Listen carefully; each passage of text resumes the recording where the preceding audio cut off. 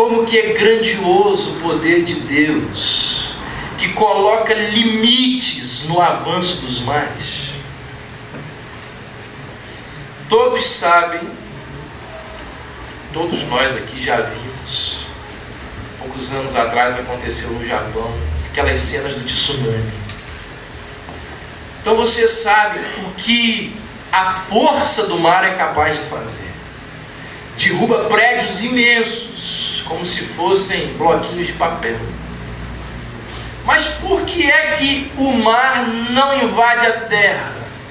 Como que é possível toda aquela força ficar encarcerada dentro de certos limites? Como é que as muitas águas elas permanecem nos limites determinados por Deus para não inundar a terra? Quem é que coloca limites no poder das águas? Jó 38 diz assim: disse Deus, até aqui virás e não mais adiante, e aqui se quebrarão as tuas grandes ondas. É Deus, é o poder de Deus que diz assim: ó mar, você fica aqui, você não vem mais. Sabe o que é muito mais forte, muito mais forte do que o coração, do que a força dos mares? O coração corrompido de um homem. O pecado que corrompe o coração de um homem é muito mais forte que a força dos mares. Ou seja, como é grandioso o poder de Deus que quebra esse coração de pedra. Por isso que, como diz o hino do cantor cristão, das maravilhas divinas, a maior delas é a salvação do homem. Haja poder para quebrantar aquele coração orgulhoso, presunçoso, arrogante. Mas como nós estamos falando de preservação, a Bíblia diz que se Deus retirasse a sua mão que reprime a maldade humana, aonde chegaria a iniquidade do homem? Romanos diz: a boca dos ímpios está cheia de maldição e amargura, os seus pés são ligeiros para derramar sangue. Paulo diz: ó, essa é a natureza de cada um dos descendentes de Adão. Então, gente, se o poder de Deus não se manifestasse, fechando ali as comportas do mal, esse mundo já tinha deixado de existir há muito tempo. As guerras, se não fosse o poder de Deus preservando a maldade humana, as guerras se multiplicariam, os assassinatos seriam muito mais intensos, a licenciosidade correria livremente, gerando uma série ininterrupta de problemas. Ou seja, a vida humana, sem a preservação de Deus, ela duraria muito pouco. Quando você ouve as notícias, alguém comentando notícia de assassinato na rádio, fala assim: gente, como que esse mundo está? Olha quantos assassinatos. Eu acho impressionante que tem pouco. Tem pouco assassinato no mundo, a violência é pouca. Porque era para ter muito mais. Se Deus retirar a sua preservação, o mundo acaba rapidamente. Já pararam para pensar como que o poder de Deus, ele restringe o poder de Satanás? Jesus diz que Satanás, ele anda ao nosso derredor como um leão, cheio de poder, desejando destruir as nossas vidas. Aliás, quem diz é Pedro, né? Desesperado. Se Satanás pudesse, gente, se ele pudesse fazer o que deseja, ele trataria a mim e a você, a todos nós, da forma como ele tratou a Jó. Enviaria fogo do céu sobre os frutos da terra, destruiria o gado, destruiria os seus recursos, cobriria de chaga os nossos corpos. Mas diz a Bíblia que Deus, ele impõe limites ao poder de Satanás. Diz a Bíblia que o nosso adversário não pode fazer absolutamente nada sem a permissão de Deus. Foi isso que Jesus disse a Pedro: Satanás me pediu para te cilanar. Enquanto Deus não deixou, Satanás não encostou um dedo de ouro. Então, irmãos, preste atenção. O poder de Deus, ele pode ser visto nas obras criadas. O poder de Deus pode ser visto naquilo que não foi criado. E o poder de Deus pode ser visto na preservação das coisas criadas. É exatamente esse entendimento que levou o camarada que escreveu lá aquele livro de Lamentações, Jeremias, a dizer assim: as misericórdias do Senhor se renovam a cada manhã, e elas são a causa de não sermos consumidos. Por que que a gente não morre? Por que que as coisas são preservadas? Por causa do poder de Deus. Outra forma da gente perceber o poder de Deus nas Escrituras é através da autoridade da sua palavra. Semana passada eu mencionei esse aspecto quando eu disse que Deus é aquele que não precisa de ferramentas ou de mecanismos para concretizar sua vontade. Basta ele dizer e as coisas aparecem. Haja isto, haja aquilo, e as coisas elas se materializam. Ou seja, onipotência, a onipotência não é um ato. A onipotência é a capacidade de transformar uma ideia da mente num ato. Haja isso, aí aconteceu. Mas a Bíblia também nos mostra que o poder de Deus ele pode ser percebido de outra maneira nessa questão da autoridade da sua palavra. Eu vou ilustrar com 3 situações para você entender bem o que eu estou falando.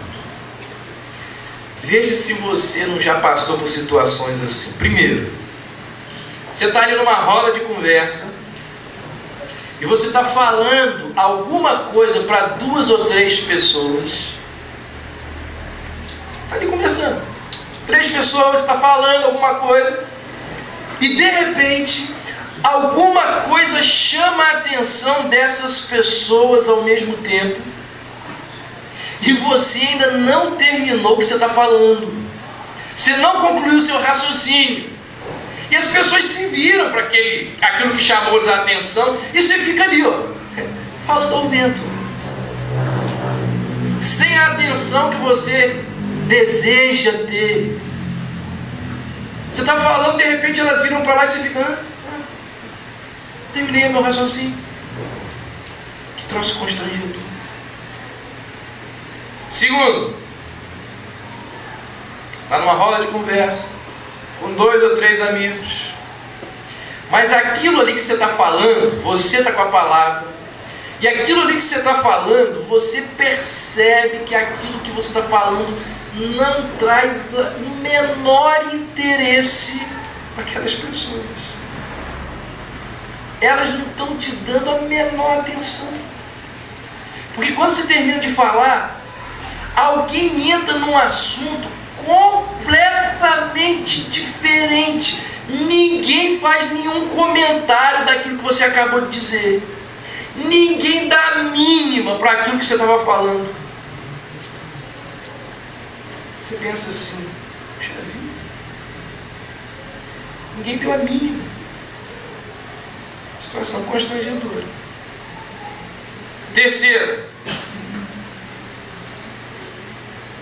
uma situação onde tem ali 5, 6 pessoas, você é uma delas, e as opiniões são solicitadas. O que vocês acham acerca disso?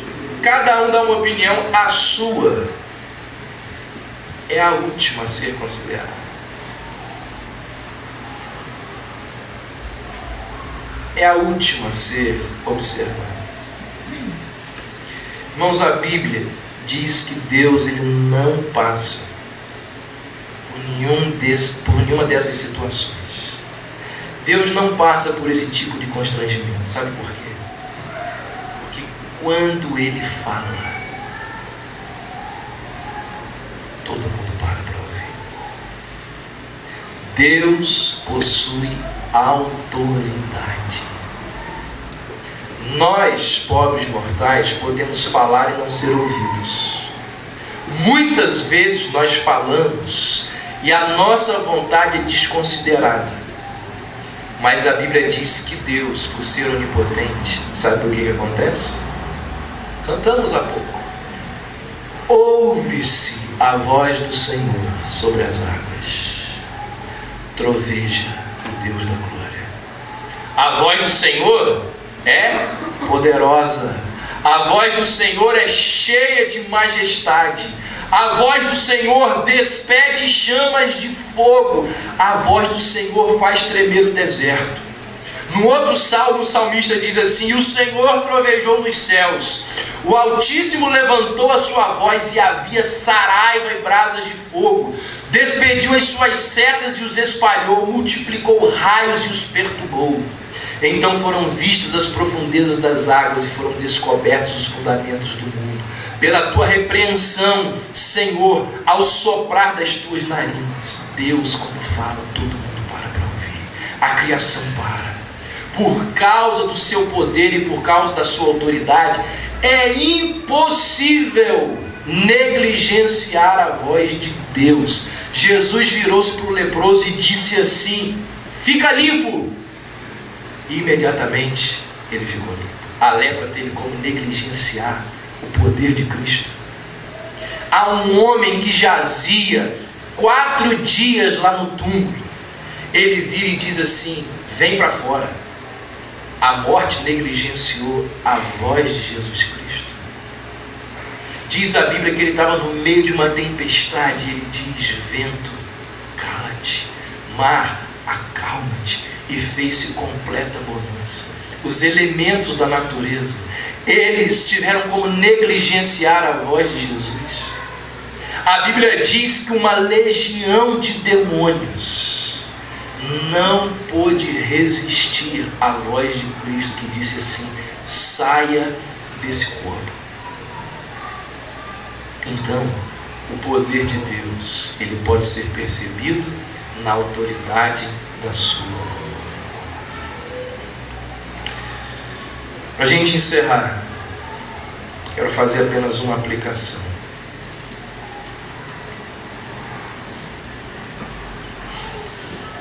Irmãos, deixa eu dizer uma coisa para vocês. Quantos são os medos que nós temos? Você tem medo de quê?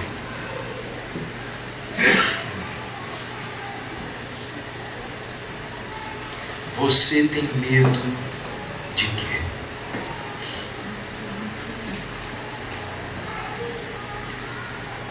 Cris, ela diz assim: eu não creio em extraterrestre não, mas eu tenho medo. Você tem medo de ET? Ah, pastor, isso é besteira.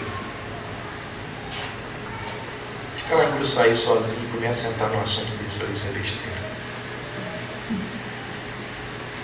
Você tem medo de demônios? Irmão, se tem uma coisa nesse mundo que eu não tenho medo de demônio, mas o menor medo, não subestime, mas medo. Você tem medo da morte? Você tem medo do seu filho ficar doente e morrer? Isso eu tenho muito medo. Muito medo. Essa semana eu estava olhando para ele e falando assim: quem será, pois, esse menino? Será que ele vai entender o plano de salvação? Será que ele vai entender que Jesus Cristo morreu pelos pecados dele? Eu tenho medo acerca do futuro do meu filho.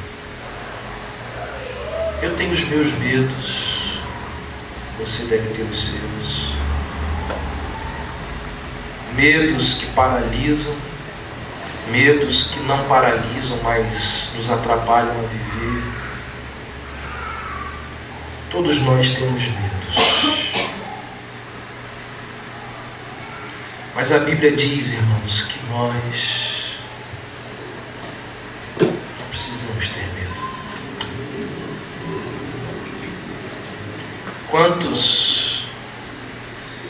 Quantas palavras não temas existem na Bíblia? Alguém lembra? 366 ordens na Bíblia dizendo: não temas. Uma para cada dia do ano.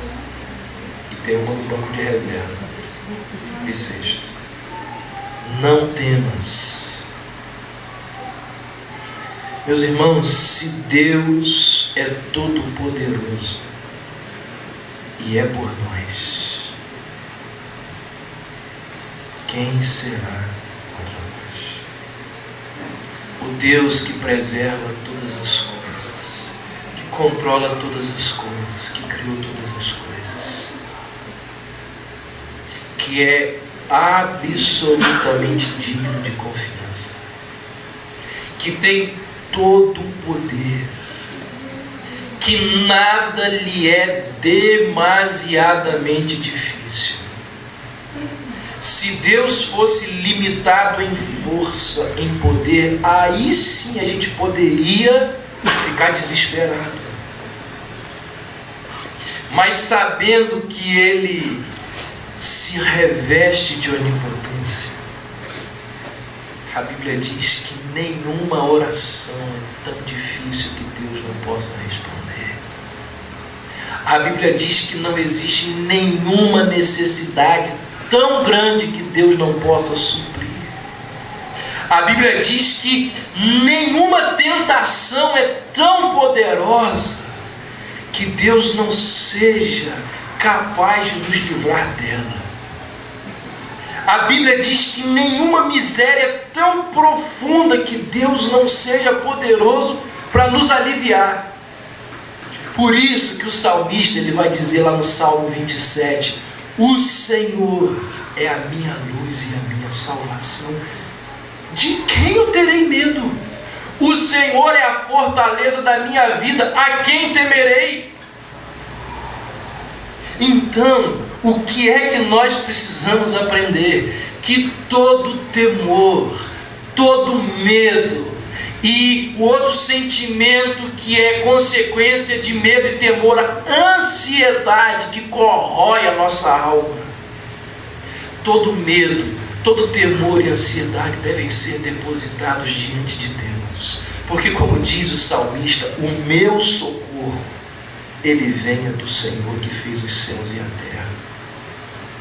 Todo temor, medo e ansiedade precisam ser vencidos, sabe por quê? Porque a Bíblia diz que no momento das tentações, Deus virá em nosso socorro para nos acudir. O autor de Hebreus diz: naquilo que ele mesmo sofreu tendo sido tentado, é poderoso para socorrer os que são tentados. Todo temor, medo e ansiedade devem ser vencidos. Por quê? Porque as promessas que Deus nos fez, elas vão se cumprir. Paulo diz: Abraão não duvidou da promessa de Deus. 13 anos depois, quando ele tinha 100 anos, será que ele ainda vai me dar um filho? Abraão, diz Paulo, não duvidou por incredulidade, mas pela fé se fortaleceu, dando glória a Deus, estando plenamente convicto de quê? De que Ele era poderoso para cumprir aquilo que prometera. Todo temor, medo e ansiedade devem ser vencidos. Por quê?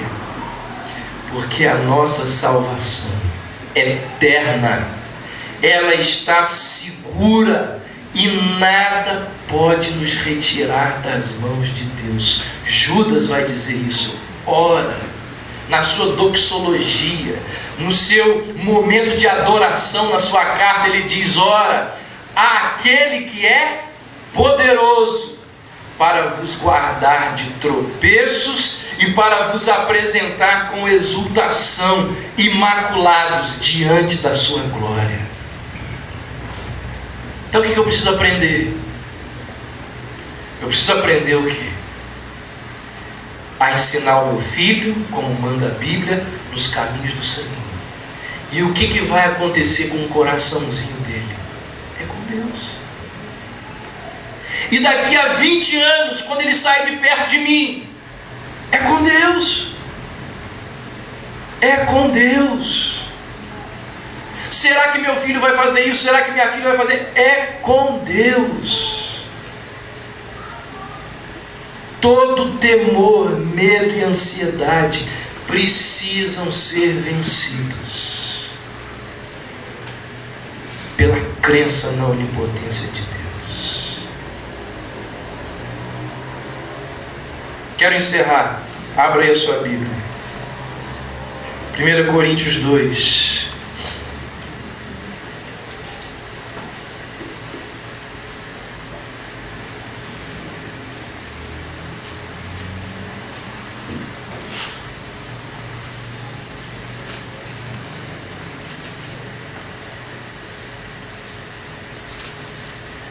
Sabe quem são os coríntios? Os gregos que gostavam lá da oratória, dos belos discursos.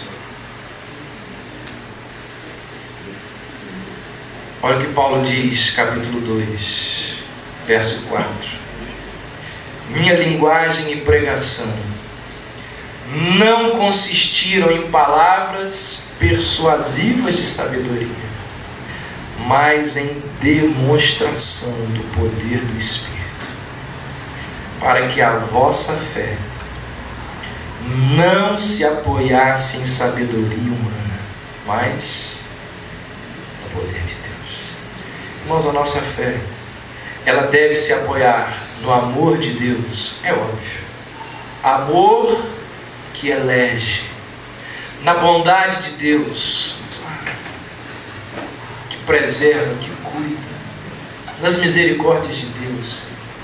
Mas Paulo está dizendo e nos lembrando que também a nossa fé, ela tem que se apoiar no poder de Deus. O que é que vai acontecer amanhã, semana que vem, no meu emprego, na minha casa? Não tem como saber. Muitas vezes não tem como saber. Então, como que a gente vive? Com a nossa fé apoiada no poder de Deus. Por isso que nós vamos cantar dentro de alguns minutos o hino que diz assim: que consolação tem meu coração, descansando no poder de Deus. Quem não descansa no poder de Deus não tem consolação. Vive ansioso, com problema cardíaco, com doença, come sem parar, porque não descansa em Deus, e aí coloca na comida a forma de escape daquela realidade. E os problemas são os mais diversos, porque não descansa no poder de Deus. Ele, diz o poeta, tem prazer em me proteger. descansando no poder de Deus. E aí então, o estribilho ele diz assim, descansando. Já que ele falou que descansa, ele diz, descansando nos eternos braços do meu Deus, vou seguro, descansando no poder de Deus. Por que estudar os atributos de Deus? Porque eles nos mostram um Deus grandioso, glorioso, que nos ajuda a viver muito melhor e em paz nesse mundo no qual nós vivemos. Vamos ficar em pé, vamos louvar e adorar a esse Deus Todo-Poderoso.